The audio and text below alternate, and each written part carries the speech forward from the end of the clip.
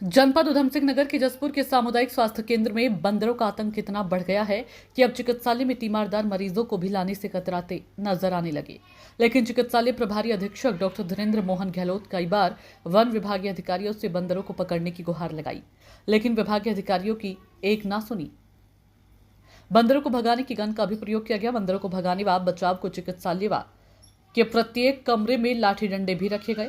कुछ समय तो कारगर साबित हुए, लेकिन कुछ समय बाद निष्प्रभाव होते नजर आए। बता दें कि विगत दिनों बीमारी से ग्रसित पीड़ित महिला का चिकित्सालय में उपचार चल रहा था कि चिकित्सालय में भर्ती महिला को देखने के लिए आए तीमारदार के साथ नन्हे मुन्ने बच्चों को बंदरों ने अचानक परिसर में घुसकर बच्चों के हाथ की चीज पर झपट्टा मार दिया, जिससे घबराकर बच्चे भागते हैं और गिर गए और चोटिल हो गए, जिनका उपचार भी चिकित्सालय में उपचार कराया, जिस पर अब चिकित्सा प्रभारी अधीक्षक ने बंदरों के आतंक के छुटकारा पाने का नायाब तरीका निकालते हुए चिकित्सालय परिसर गेट पर भयंकर लंगूर की हिलती जुलती फोटो लगाई।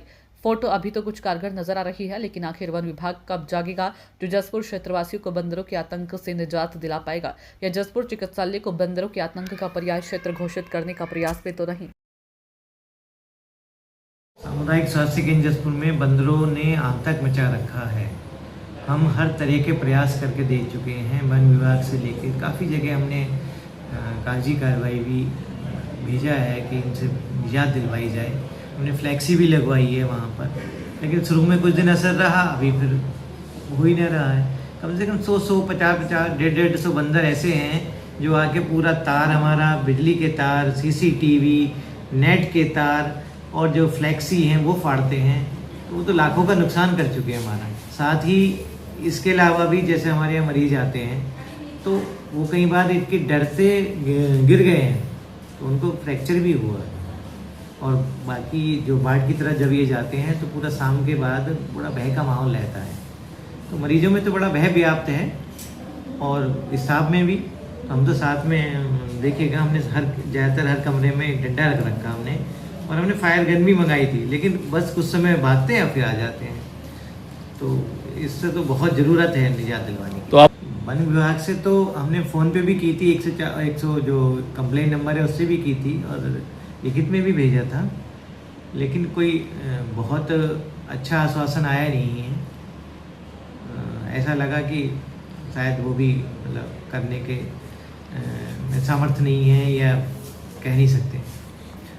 हाँ, ये भी है कि मरीज जैसे उसके डर से कम भी आते हैं। दूसरे उससे भी ज़्यादा दिक्कत है कि जो हैं वो परेशान बहुत हैं, कि जो भर्ती होते हैं तो वो कहीं ना कहीं एक अचानक से मतलब एकदम से बंदर आएगा और झपट्टा मारता है, उनका सामान ले जाता है उठा के। तो ऐसा लगता है कि जैसे बोले यार डॉक्टर साहब ये कहाँ अस्पताल में आ गया, आपने कैसे पाल रखा है इनको। मैंने कहा भाई पाल नहीं रखा है, हम खुद परेशान हैं इनसे, और हम हर कोशिश कर चुके हैं कि किसी तरीके से कोई हमें इनसे निजात दिलवाए। ज़्यादातर देखो बंदर की दिक्कत आती है। जैसे अभी हम परसों आए थे, तो जब हम अंदर घुसे तो यहाँ पे काफ़ी सारे बंदर बैठे हुए थे अंदर। तो जैसे हम अंदर जाते हैं, जैसे कोई भी पेशेंट जाता है तो वे क्या बोलते हैं कि इनके ऊपर झपट्टा मारते हैं, जिससे काफ़ी सारे पेशेंट को चोट भी पहुँची है। जैसे हमारे साथ भी जो बच्चे आए थे वे भी मतलब भागे दौड़े, तो उनके भी मतलब हाथ में फ्रैक्चर उक्चर आया है। ज़्यादातर बंदर की दिक्कत यही है यहाँ पे। हमारी मौसी जी आई हुई थी, उनको मैं लेकर आया था, मैं ही लेकर आया था। तो जब हम अंदर पहुँचे वार्ड की तरफ, तो वहाँ पे अधिक मात्रा में बंदर थे, बहुत ज़्यादा बंदर आए हुए थे। तो जैसे ही हम वहाँ पे पहुँचे तो वहाँ पे और भी बच्चे थे जिनके ऊपर बंदरों ने झपट्टा मारा था। 2 से 3 बच्चे थे, वे चोटिल हुए। उनको यहाँ पे दिखाया गया है, उनका एक्सरे उक्सरे सब यहीं पे कराया गया है, उसका उपचार यहीं हुआ है।